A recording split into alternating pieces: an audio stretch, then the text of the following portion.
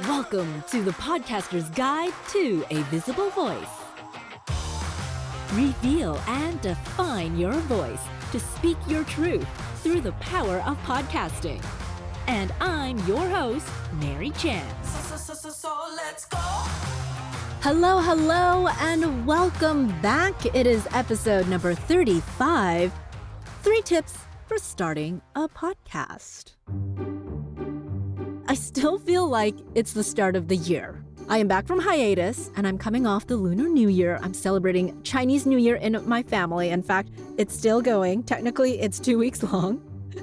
But my seasons flow with the lunar calendar, I've come to realize. Whenever January 1st rolls around, I never feel like it's the start of the year because I'm still decompressing from the winter holidays, traveling, seeing family, and there just feels like so much pressure about starting the new year on January 1st every single year. So even when I was young, I never liked that idea. However, with Chinese New Year in my family, it flows with the lunar calendar. And so it never lands on the specific date of the Western calendar. And this year, Chinese New Year, the year of the tiger, landed on February 1st. And it just felt right. My season was flowing with the calendar, and it feels like this is the right time of year to launch new projects and to get going for what I plan for the next 12 months or so. So it's never too late to review your podcast, is basically what I'm saying. Go with your own flow. Looking ahead, though, for 2022, we will still see a lot of growth in the podcasting industry. With the pandemic still the overarching figure in our lives, oh my gosh, when will this end, you're thinking? 2021 was the year of dabbling and doing to figure out how to market in this new world. So this year in 2022, we will still see many new shows come to life as people realize this is the new way to connect. I think people got it last year, but now it's really solidified. And we're all tired of being on Zoom or video chats and forced to be on an app or platform we don't want to be on. So the beautiful thing about podcasting, it really is about choice and accessibility. Key things that make podcasting really the favorable choice for communication these days. So if you haven't started your podcast yet, this episode is for you. I'm sure you've been thinking about one for a long time now. Is this really the time? Can I really show up each and every week? Oh, the amount of work that goes into a podcast to make it successful because I also have a full-time job. Perhaps I'm a parent. I have family life. There's a lot to handle in this pandemic world. And then you add a podcast on top of that. So here are 3 quick tips for you since you plan on starting a podcast this year. Number 1, I hear this all the time. What microphone should I buy? Or they go out and buy the one that their friend recommends to them and they start recording or start doing interviews. That's great. I know people are action takers and they just want to get going. So they have the momentum of creating content. All well and good. But what are you going to do with this content? How is it going to get out there? You do need a plan. So the plan isn't which microphone I should buy first. Figure out who your audience is. What do they want to hear? How can you best serve them? What are their challenges that they are going through right now that you can help with? So even before you buy or plug in your microphone and hit that record button, remember, it's not about the tech. It is about the connection, the human emotional connection you are going to have when you start your podcast. The second tip is to be in community with others because podcasting can be a very isolating space. And that's why a lot of podcasters would love to have a co-host. You don't have to do it alone. You have someone to bounce ideas off of, and you have this accountability partner built right in. But sometimes a co-host is hard to find, especially if you're using the podcast as a marketing tool for your business. So a lot of podcasters, they tend to do solo shows an interview style. So at least they have someone else to talk to. At least that's what they're thinking in their minds. So especially with solo shows, it can be very isolating. You create a podcast, you edit it, you put it out there. You create another episode, figure out who your guest is, record it, edit it, put it out there. On and on, the cycle goes. You do some marketing, you record another episode, you publish it. And that can get tiring. Who is your cheerleader?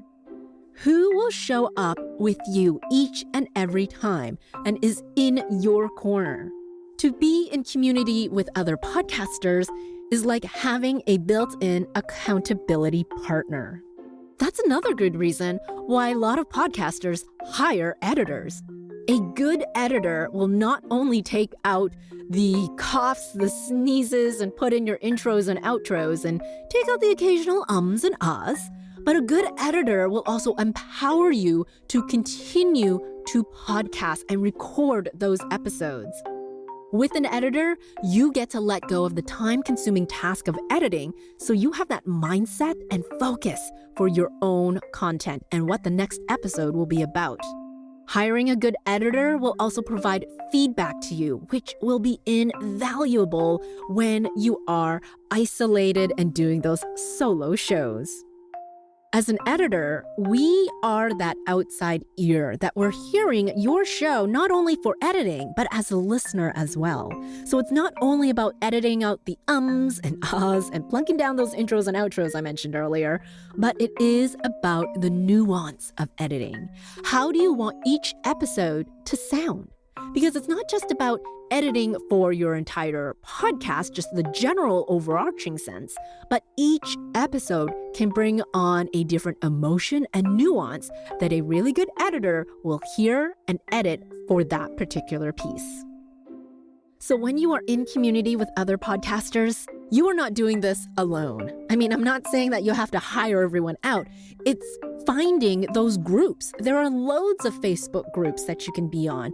There's the Asian American Podcasters Association. There's the Women of Color Podcasters. And there are also editing-specific Facebook groups out there too for podcast editors, female podcast editors, and so on. So you don't have to podcast by yourself.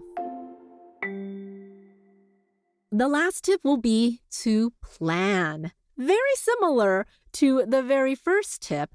Like any good project, sure, you can dive in, plug in your mic, hit record. But with a plan, you have a better sense of what success will look like and you can achieve it. So like the first tip, we talked about figuring out who is your audience or your ideal listener, things I talk about all the time. Who is your ideal listener?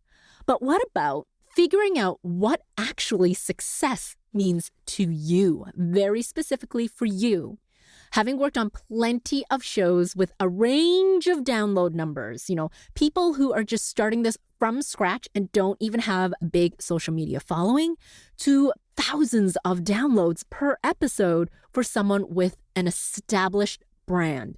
So what does success mean to you? It will vary. It will never, ever be about the numbers because each show and each host is unique.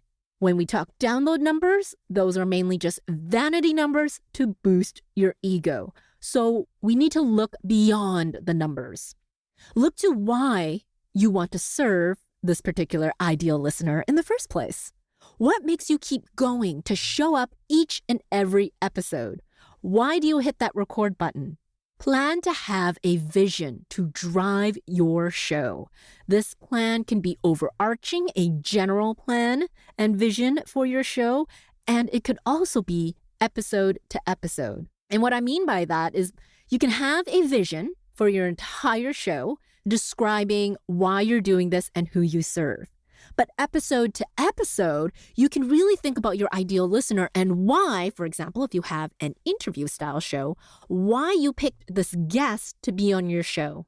What is the plan, drive, and vision for this guest that your ideal listener is going to love? So that's it for the tips for the episode today. I would love to know, though, what is your vision for the podcast? And it's kind of like tip number 2. Do you have an accountability partner for your podcast? I would love to be part of that. So tell me, what is your vision? What keeps you accountable and showing up each and every time behind the mic? I'd love to hear your stories, so let me know. You can leave a voicemail on my website, visiblevoicepodcast.com. Look for the little purple button that says send voicemail, and I can be your accountability partner as well. Thank you so much for listening to the Podcaster's Guide to a Visible Voice. If you enjoyed this episode, I'd love it if you'd share it with a podcasting friend. And to reveal more voicing and podcasting tips, click on over to visiblevoicepodcast.com. Until next time.